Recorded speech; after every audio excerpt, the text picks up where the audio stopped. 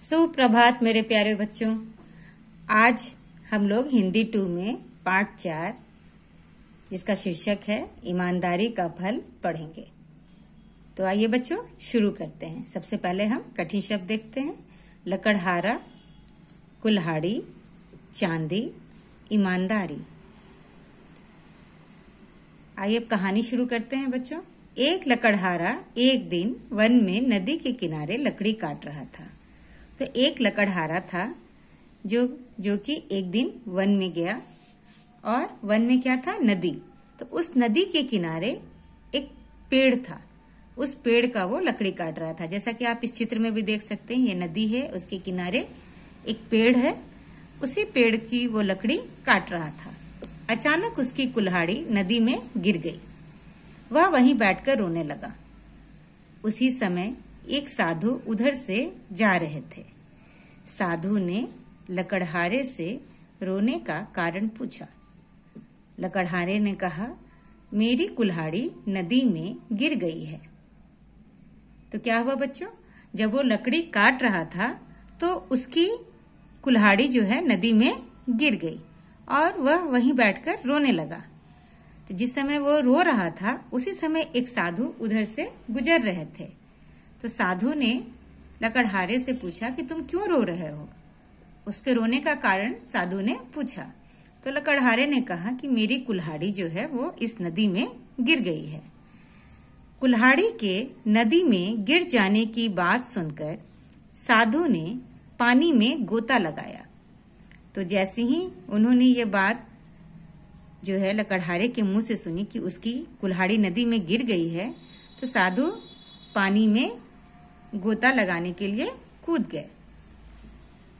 वे एक कुल्हाड़ी लेकर पानी के ऊपर आए। फिर क्या हुआ? जैसे ही साधु ने गोता लगाया तो गोता लगाने के बाद उसके अंदर से वो एक कुल्हाड़ी लेकर आए। वह कुल्हाड़ी उन्होंने लकड़हारे को दी और उस कुल्हाड़ी को उन्होंने लकड़हारे को दी। पर यह कुल्हाड़ी तो सोने की थी, इसलिए लकड़हारे ने नहीं ली। पर जिस कुल्हाड़ी को साधु ने लाकर दिया वो किसकी थी? सोने की थी, इसलिए उस कुल्हाड़ी को उस लकड़हारे ने नहीं लिया। उसने कहा, यह मेरी कुल्हाड़ी नहीं है। तो लकड़हारे ने क्या कहा? यह मेरी कुल्हाड़ी नहीं है। किससे कहा? साधु से कहा। साधु दोबारा गोता लगाकर दूसरी कुल्हाड़ी चांदी की लाए। तो साधु जो है दोबारा गोता लगाए उस नदी में और फिर दूसरी कुल्हाड़ी लेकर आए, लेकिन वो भी किसकी थी? चांदी की थी। लकड़हारे ने यह भी नहीं ली। तो ये जो चांदी की कुल्हाड़ी जो साधु उसे लाकर दिए, वह भी कुल्हाड़ी उसने नहीं ली। साधु जी फिर गए गोता लगाकर। इस बार वह लोहे की कुल्हाड़ी लेकर आए। तो इस बार साधु जी फिर गए गोता लगाने। फिर गोता लगाए। फिर गोता लगाकर जब इस बार वो कुल्हाड़ी लाए तो वो लोहे की कुल्हाड़ी लाए। लकड़हारे ने उसे देखकर कहा, हाँ यही मेरी कुल्हाड़ी है।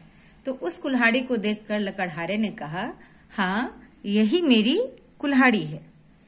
लकड़हारे की ईमानदारी से खुश होकर साधु ने उसे सोने और चांदी की कुल्हाड़ियां भी दे दी।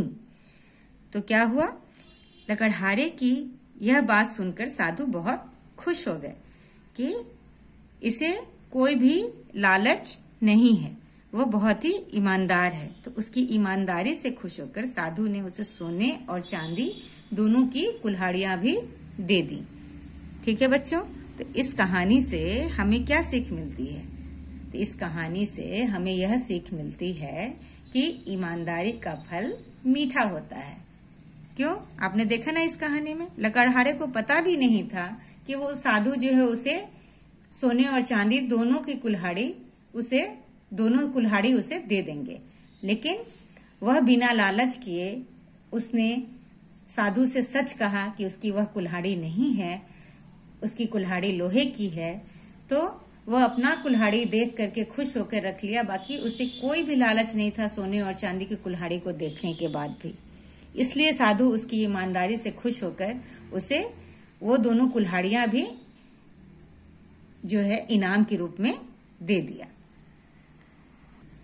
बच्चों आइए अब हम देखते हैं यहाँ पे शब्दार्थ दिए हैं, 2 ही शब्दार्थ हैं आपके इस किताब में। एक है लकड़हारा, लकड़ी काटकर बेचने वाला, और दूसरा है कुल्हाड़ी, लकड़ी काटने का औजार। लकड़ी काटने का औजार मतलब जिससे हम लकड़ी काटते हैं, है ना, वो है। बाकी ये प्रश्न उत्तर हम लोग दूसरे क्लास में डिस्कस करेंगे। ठीक है बच्चों, तो चलिए, ये थी आपकी आज की कहानी ईमानदारी का फल। इस कहानी को आप लोग फिर से पढ़ेंगे और समझेंगे। और बच्चों, आप लोग रीडिंग डालने की हैबिट डालिए अपनी। आप लोग एक एक शब्द को अच्छे से पढ़िए, इसके मात्राओं पर ध्यान दीजिए, ये बहुत जरूरी है। इसी से आप लिखना और बोलना दोनों सीखेंगे। ठीक है बच्चों, उम्मीद करती हूँ आप लोग घर में स्वस्थ एवं सुरक्षित होंगे। आज के लिए इतना ही, धन्यवाद।